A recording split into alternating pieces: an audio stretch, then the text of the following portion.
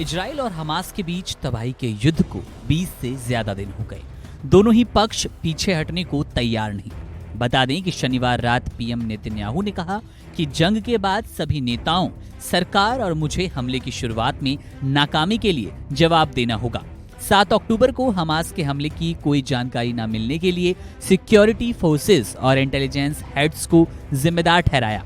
उन्होंने कहा कि मुझे किसी ने भी हमले से जुड़ी कोई चेतावनी नहीं दी थी। इंटेलिजेंस टीम और शिन बेट के अधिकारियों का मानना था कि हमास डरा हुआ है और समझौता करना चाहता है। नेतन्याहू के बयान की जमकर आलोचना भी हुई। इसके बाद उन्होंने सोशल मीडिया पर बयान से जुड़े अपने ट्वीट्स भी डिलीट कर दिए थे। जानकारी के लिए बता दें कि शनिवार को इजराइल ने गाजा में हमास के 450 ठिकानों को निशाना बनाया और ताजा जानकारी ये है कि अब इजराइल गाजा पट्टी और गाजा के इलाकों पर ग्राउंड अटैक करना शुरू कर चुका है। कई मिसाइलें, कई रॉकेट्स और टैंक गाजा में घुस चुके हैं।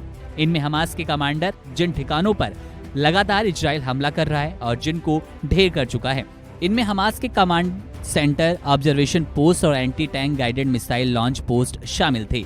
सीधे तौर पर गाजा में इजराइल का ग्राउंड अटैक अब शुरू हो चुका है। शनिवार को ही प्रेस कॉन्फ्रेंस के दौरान घोषणा की गई कि इजराइल में जंग के दूसरे फेज की शुरुआत हो चुकी है। इजरायली सेना गाजा में घुसकर हमले कर रही है। नेतन्याहू ने कहा कि ये इजराइल की आजादी की दूसरी लड़ाई है। इजरायलियों को लंबे और कठिन अभियान के लिए तैयार रहना होगा। नेतन्याहू ने कहा कि जंग में हमारा मकसद एकदम साफ है। हम हमास को खत्म करके बंधकों को वापस घर लाएंगे। हमास हमले से बचने के लिए आम लोगों को ढाल बना रहा है। हमें मानवता और अपने अस्तित्व की रक्षा के लिए हमास को जड़ से मिटाना पड़ेगा। मीडिया रिपोर्ट्स के मुताबिक इजरायली सेना ने नॉर्दर्न गाजा को जंग के मैदान के रूप में घोषित किया और लोगों को गाजा छोड़कर जाने को कहा है। वहीं टाइम्स ऑफ इजराइल के मुताबिक शनिवार को इजरायली प्रधानमंत्री बेंजामिन नेतन्याहू ने बंधकों के परिजनों से मुलाकात की। हमास की कैद में 229 बंधक हैं। इनके परिजन काफी समय से पीएम नेतन्याहू से मिलने की मांग कर रहे थे।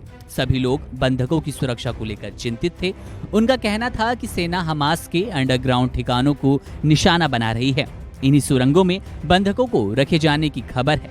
ऐसे में उनकी सुरक्षा की जिम्मेदारी सरकार की है। परिजनों ने नेतन्याहू से बंधकों को छुड़ाने के लिए ऑल फॉर ऑल डील पर सहमति की मांग की। इसका मतलब है कि हमास ने जिन लोगों को बंधक बना रखा है उन्हें छुड़ाने के बदले इजराइल भी अपनी जेल में बंद फिलिस्तीनियों को आजाद करेगा। लेकिन मामला ऐसा नजर नहीं आ रहा है। दोनों ही तरफ से समझौता नजर नहीं आ रहा है। सीधे तौर पर जब जंग के दूसरे फेज का ऐलान करते हुए नेतन्याहू ने कहा है कि जीत हमारी होगी। अब ये युद्ध दूसरे फेज में चला गया है। गौरतलब है कि कुछ दिन पहले से ही इजरायली सेना ग्राउंड अटैक के लिए तैयार थी और अब पूरे जोर शोर के साथ इजराइल अटैक पर आ गया है। गाजा में पूरी तरह घुस चुका है। कई ठिकाने, कई कमांडर्स तबाह कर चुका है हमास के। आपको बता दें कि दोनों ही तरफ युद्ध भीषण होता जा रहा है। लगातार निर्दोष बेकसूर लोगों की जाने जा रही है। ये क्रूर युद्ध, ये तबाही का मंजर अभी तो थमता नजर नहीं आ रहा है।